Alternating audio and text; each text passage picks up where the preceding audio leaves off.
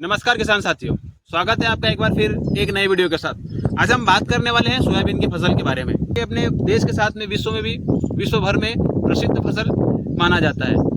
तो ये फसल भारत में लगभग काफ़ी व्यापक स्तर पर की जाती है, लेकिन एक अचंभे की बात यह है कि पूरे भारत का 80% सोयाबीन मात्र मध्य प्रदेश से ही हमें प्राप्त होता है। आप उत्पादन की दृष्टि से देखेंगे फिर भी लगभग 80% उत्पादन मध्य प्रदेश से होता है, और क्षेत्रफल की दृष्टि से अगर देखें तो सभी राज्यों को मिलाकर पूरे भारत का 80% क्षेत्र मध्य प्रदेश ही है। तो ये एक बहुत महत्वपूर्ण फसल है, क्योंकि ये अपने को एक ऑयल के साथ में, ऑयल एक इसका सब उत्पाद है, लेकिन एक प्रोटीन का भी एक भरपूर स्रोत माना जाता है, जिसका कहीं खाद्य पदार्थों में उपयोग किया जाता है। लेकिन हमने देखा है कि कहीं पिछले कुछ साल से सोयाबीन की फसल में एक बहुत ज़्यादा गिरावट देखी गई है। वैसे अगर बात की जाए तो सभी दलहनी फसलों में सोयाबीन की फसल एक ऐसी फसल है कि सभी दलहनी फसलों की तुलना में सबसे अधिक उत्पादन सोयाबीन में ही होता है। लेकिन कुछ पिछले वर्षों में अपन ने देखा है उत्पादन में सोयाबीन के काफ़ी गिरावट देखी गई है, और इसका एक मुख्य कारण बताया जाता है खरपतवार। तो आज हम इस वीडियो में खरपतवारों के ऊपर ही बात करने वाले हैं कि खरपतवारों से किस प्रकार सोयाबीन की फसल को नुकसान होता है। किसान साथियों, आज की इस वीडियो में हम आपको सोयाबीन की फसल में खरपतवार नियंत्रण का संपूर्ण समाधान देने वाले हैं। तो प्लीज़ वीडियो में अंत तक बने रहे, क्योंकि खरपतवारों का समाधान देने के साथ साथ इस वीडियो में हम आपको सोयाबीन से जुड़ी हुई बहुत ही इंटरेस्टिंग बातें बताने वाले हैं। साथ ही हम आपको ये भी बताने वाले हैं कि खरपतवारों से किस प्रकार सोयाबीन की फसल को नुकसान होता है, और हमारे उत्पादन में ये खरपतवार किस प्रकार बाधा उत्पन्न करते हैं। तो प्लीज़ अगर अभी भी किसी किसान भाई ने चैनल को सब्सक्राइब नहीं किया है, फेसबुक पर देख रहे हैं और चैनल पेज को लाइक नहीं किया है या फॉलो नहीं किया है, तो प्लीज़ पहले चैनल को सब्सक्राइब कर ले, पेज को फॉलो कर ले। साथियों, स्वागत है आपका एक बार फिर अपने YouTube channel agri life changer में। तो आज हम बात करने वाले हैं, जैसे कि मैंने आपको बताया है, सोयाबीन में पाए जाने वाले खरपतवारों के बारे में। तो किसान साथियों, जैसा कि आप सभी को बोध है कि सोयाबीन की फसल लगभग सभी क्षेत्र में खरीफ के मौसम में ही बोई जाती है, जो कि खरपतवारों के लिए एक आइडियल टाइम होता है, क्योंकि इस टाइम में भूमि में पूर्ण नमी बहुत अच्छी बनी रहती है, साथ में समय पर तापमान भी उनको अच्छा मिल जाता है, जिससे उनका मृदा में पना बहुत ही आसान हो जाता है। तो खरपतवार से सोयाबीन को काफ़ी हद तक बहुत ज़्यादा नुकसान, और खरपतवारों के साथ में खरपतवारों का सही तरीके से, सही नियोजित तरीके से नियंत्रण न कर पाना, ये सबसे ज़्यादा सोयाबीन की फसल में नुकसानदायक होता है। तो पहले हम बात कर लेते हैं कि सोयाबीन में खरपतवार होते कौन कौन से हैं। तो मुख्यतः सोयाबीन में 3 प्रकार के खरपतवार पाए जाते हैं। एक होता है चौड़ी पत्ती के, और एक होता है सकरी पत्ती के, साथ में एक मोथा वर्ग का खरपतवार होता है, जो काफ़ी विस्तृत क्षेत्र में लगभग इसका अटैक होता है, और ये बहुत सारे नियंत्रण करने के बाद भी बहुत अंत में जाकर इसका सॉल्यूशन निकलता है। तो ये थे तीन प्रकार के खरपतवार जो सामान्यतः सोयाबीन की फसल में पाए जाते हैं। दूसरे नंबर पर बात आती है कि सोयाबीन की फसल में खरपतवारों से हमें कौन कौन से नुकसान है, या फिर सोयाबीन की फसल में खरपतवार हमारी फसल को किस हद तक नुकसान पहुंचा सकते हैं। तो पहले नंबर पर अपन बात करें तो सोयाबीन की फसल में खरपतवार जैसे ही अपन ने बोए और अगर खरपतवार आ जाते हैं, तो खरपतवार आप जैसे कि जानते हैं सोयाबीन की फसल काफ़ी धीरे चलती है और खरपतवार काफ़ी स्पीड से चलते हैं। तो सोयाबीन की फसल छोटी रह जाती है और खरपतवार ऊपर निकल जाते हैं। तो जिससे क्या होता है कि जो सोयाबीन, या अपन कहें कि अपनी फसल के हिस्से का जो भी पोषक तत्व है या भूमि में जो उर्वरा शक्ति है, वो पूर्ण तरीके से मिलकर कहीं ना कहीं खरपतवारों को अधिक मिल जाती है, जिससे उनका उचित विकास नहीं हो पाता है।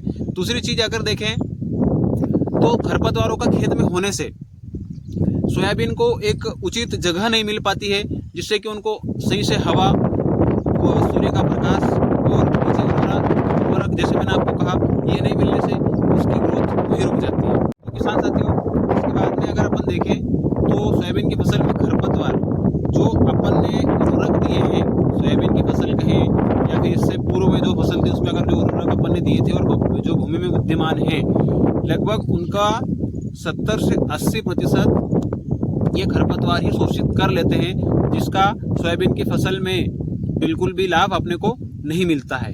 और एक शोध में पाया गया है कि सोयाबीन की फसल में खरपतवार 25 से लेकर 70% तक उत्पादन में गिरावट ला सकते हैं।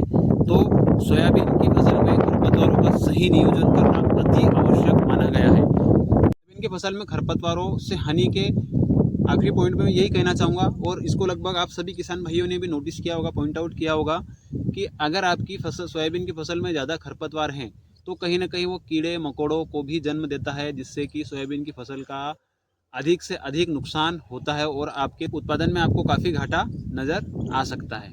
साथियों, आपका इंतजार खत्म होता है।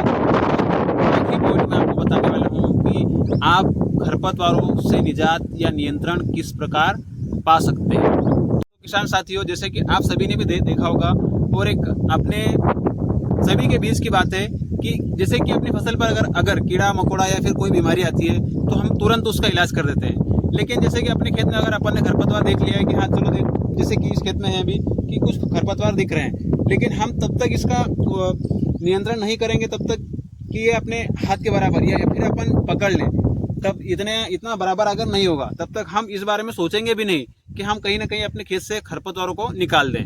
तो ये कहीं सबसे बड़ी गलती किसान की हो जाती है यहीं पर, क्योंकि जब तक जैसे सोयाबीन की फसल बाहर हुई और खरपतवार भी साथ में बाहर हो जाते हैं, तो हमें सोयाबीन की फसल के ज़्यादा बढ़ने या फिर खरपतवारों का लगभग 5 से 7 इंच का न होने से पहले ही हमें खरपतवारों का सही नियंत्रण करना अति आवश्यक। किसान साथियों, कि इन खरपतवारों पर हमें नियंत्रण किस प्रकार पाया जाए, तो मैंने आपको बताया जैसे कि सबसे पहले अपने को ये ध्यान रखना है कि ज़्यादा विकास खरपतवार का नहीं होने देना है। उसी टाइम में आप सभी लोग भी करते हो कि एक यांत्रिक विधि होती है कि हम पटला चलाकर उसमें खरपतवार को या निकाल देते हैं, तो इसमें तो काफ़ी समय और खर्चा दोनों आता है, लेकिन कहीं ना कहीं ये आपको एक बार ज़रूर करना पड़ता है। सबसे बड़ी बात है, और मैं यही आपको बताने वाला हूँ कि आप या तो खरपतवारों को खेत में आने ही ना दें, और अगर आ जाए तो इसमें आपको क्या करना है। सबसे पहली बात, आप अपने दिमाग में एक शब्द कि आप बीज फोड़ का उपयोग ज़रूर करें, सही बीजों का चयन करें। साथ में यंत्रों का जो आप उपयोग कर रहे हो, खेत में लाने से पहले अच्छी तरीके से उसकी सफाई कर ले, उसमें या कहीं बाहर के बीज उसमें अटक कर अपने खेत पर नहीं आ जाए खरपतवारों के। इस चीज़ का अवश्य रूप से ध्यान रखें। निराई गुड़ाई हो गई, आपका पटला चलाना भी हो गया। इसके बाद में बात आती है कि अपन उसमें रासायनिक तरीके से किस प्रकार नियंत्रण कर सकते हैं। तो पुराने समय से चला आ रहा है, एक इमेजाथाइपर करके कंटेंट है जिसमें 3 डिब्बियाँ आती है, उनको मिलाकर आप छिड़कते हो और कुछ हद तक उसमें आपको सफलता प्राप्त भी होती है। लेकिन जैसे जैसे समय बढ़ता जा रहा है, टेक्नोलॉजी नई आती जा रही है, नई प्रयोगशाला में नए टेक्निकलों का निर्माण हो रहा है, और तो अभी के टाइम में सबसे अच्छी दवाई अगर कहें तो बहुत सारी दवाई हैं, लेकिन एक जो मैंने खुद ने जिसका प्रयोग करके रखा है या फिर अपने खेत पर डाल रखा है, मैं उसके बारे में आपको बताना चाहूँगा। आने वाले टाइम में आप साकेत, पटेला या एरिस, इन दवाओं का उपयोग करके आप अपने खेत से खरपतवारों का नाश कर सकते हो। पटेला में आप हो सकता है आपको आपके सोयाबीन के जो ऊपर का टॉप होता है वो थोड़ा सा जले भी, लेकिन कुछ समय के बाद वापस से रिकवर होके वो सोयाबीन सही से चालू हो जाएगा। लेकिन ये मैं आपको रिकमेंड नहीं कर रहा हूँ, ये मैंने खुद ने करके देखा है, लेकिन आप अपनी रिस्क पर ही इसको करें। हाँ, लेकिन आप साकेत का इस्तेमाल कर सकते हो, ये काफ़ी अच्छी दवाई है और इसका रिजल्ट भी काफ़ी अच्छा मिलता है। और मोथा और इनके लिए क्यूरिन की डब्बी मिलाना बिल्कुल भी ना भूले, अन्यथा आपके खेत में चारा या खरपतवार वैसा का वैसा भरा रह सकता है। तो किसान साथियों, ये वीडियो था खरपतवार नियंत्रण के ऊपर, और अगर ये वीडियो अगर आपको अच्छा लगा हो तो ही चैनल को सब्सक्राइब करें, वीडियो को लाइक करें और कमेंट में हमें बताएं कि आप ये वीडियो कहाँ से देख रहे हैं और आपने कितने एकड़ में सोयाबीन लगाई हुई है। साथ में अगर अभी तक भी अपने चैनल को सब्सक्राइब नहीं किया, प्लीज़ सब्सक्राइब करें, और अगर आप फेसबुक पर देख रहे हैं तो पेज को फॉलो करना बिल्कुल भी ना भूलें। और इसी तरह हमारे साथ जुड़े रहिए, आपको और भी फसलों के बारे में जानकारियाँ मिलती रहेगी। मिलते हैं नए वीडियो में, तब तक के लिए नमस्कार।